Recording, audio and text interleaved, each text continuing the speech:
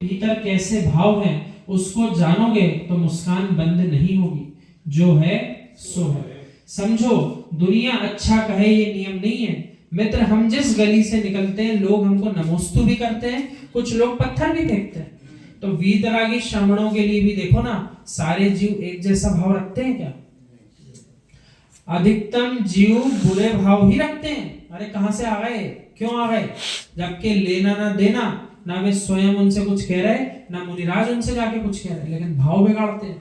तो आचार्य श्री कह रहे हैं, जब जगत में सबसे अधिक पुण्यात्मा आत्माओं को ये संसार नहीं छोड़ता, तो अपना पुण्य उनसे तो कम ही है ना।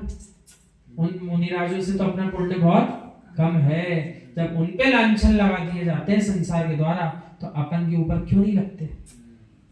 पपोरा जी के पास में विहार कर रहा था तो दो बच्चे अपने घर के चबूतरे पर खड़े हुए थे। दोनों नंगे थे। बच्चों ने देखा महाराज जी निकल रहे हैं। एक बच्चा बोला नंगे नंगे, और दूसरा बोलता है उससे, तू खुद भी तो नंगा है।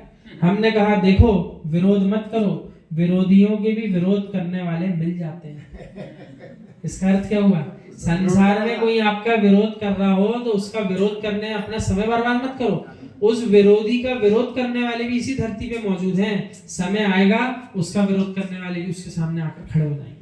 वो तो बेचारा उलझा ही हुआ है, अभी दूसरे के लिए विरोध कर रहा है, बाद में उसके लिए कोई विरोध करेगा, यानी उसका पूरा जीवन तो विरोध में ही निकल जाएगा।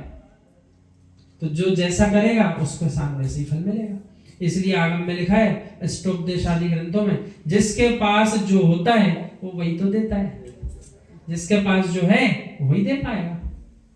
अमरावती से भी मैं निकल रहा था, एक महाराष्ट्रियन बच्चा अपने चबूतरे पर खड़ा था। वो मराठी में बोलता है, आई आई लवकर आ, जैनियों के भगवान जा रहे हैं। मतलब उस बच्चे को नंगे नहीं दिखे, उस बच्चे को भगवान दिखे। वस्तु के अंदर ही वस्तुत्व है। दुनिया अपनी आंखों से बोलती है, वस्तु से नहीं बोलती। वस्तु तो जैसी है वैसी ही है। यानी देखो ना, बालक बालक दोनों एक जैसे, एक दूसरे क्षेत्र का एक दूसरे क्षेत्र का। एक को नग्न अवस्था दिख रही थी तो चिल्ला रहा था, और दूसरे को उसमें मालूम था ये जैन भगवान जा रहे हैं, तो अपनी माँ को बुला रहा था। इस प्रकार से ये 11वीं गाथा का जो अर्थ है, मरण की बेला में चैतन्य अकेला, कोई रोता कोई हंसता, पर जो करता जन्म मरण, वह तो दोनों समय ही रोता। क्या कह दिया? रो तो सब रहे हैं, लेकिन जो बार बार जन्म मरण कर रहा है वो तो प्रतिक्षण रो रहा है, उसका रोना लगा ही हुआ है।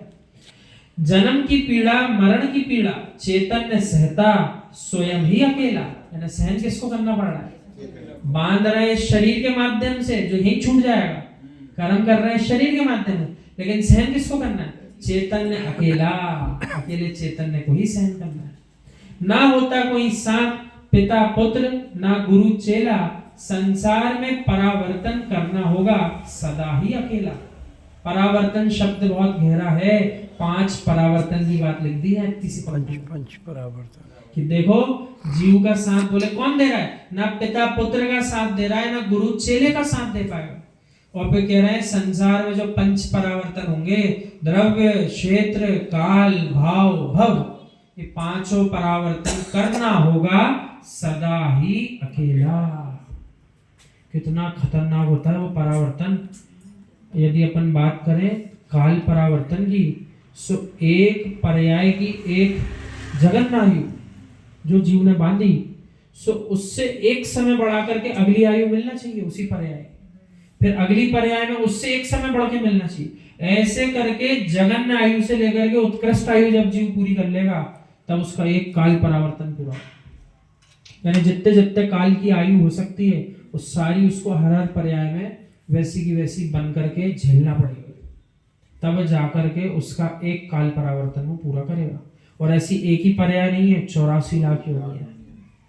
इतना इतना काल जीव ने निकाल दिया। और ऐसा लिखा है, ये 5 परावर्तन में से एक परावर्तन बता रहा है मैं आपको, ऐसे 5 परावर्तन भी ना जाने कितने कर लिए, उसकी भी संख्या नहीं है। अब बताओ, ये तो एक 5 परावर्तन का एक भाग हुआ 5 में से। अब ऐसे 5 परावर्तन भी कितने कर लिए, उसकी भी इस आत्मा के पास संख्या नहीं है कि बता पाए कितने परावर्तन हो। और अभी भी नहीं सुधरा तो फिर से वही 5 परावर्तन करने के लिए अग्रसर हो जाए। हो ही रहा, जितना समय मिला है उतने समय में समझना भी पड़ेगा, समझ करके मानना भी पड़ेगा, मान करके उस पर चलना भी पड़ेगा। जो तीनों काम कर लेगा वो पूरा पूरा होके जाएगा, बाकी सब अधूरे ही चले जाएंगे। ये तीन काम पूरे करना है अपन को। जितनी क्षण की पर्याय मिली उतनी क्षण में सुनना समझना भी है, उसको मानना भी है, और मान करके उस पर चलना भी पड़ेगा। मात्र जानने मानने से भी काम नहीं चलने वाला, क्योंकि कर्म बंध पीछे मुड़ के देखो सो अनंत पर्यायों के कर्म बंध पड़े हैं, और बिना उस मार्ग पे चले उन कर्मों से छुटकारा नहीं मिल सकता। क्योंकि दो प्रकार की निर्जरा है, सविपाक अविपाक। सो यदि सब जीवों जैसी अपन कर्म निर्जरा सोचे चल रही है तो चलती रहने दो, संसार भी चलता रहे, कभी कर्म समाप्ति नहीं हो पाएंगे, बैलेंस बढ़ता चला जाएगा, कर्मों कम नहीं होगा, बढ़ता चला जाएगा।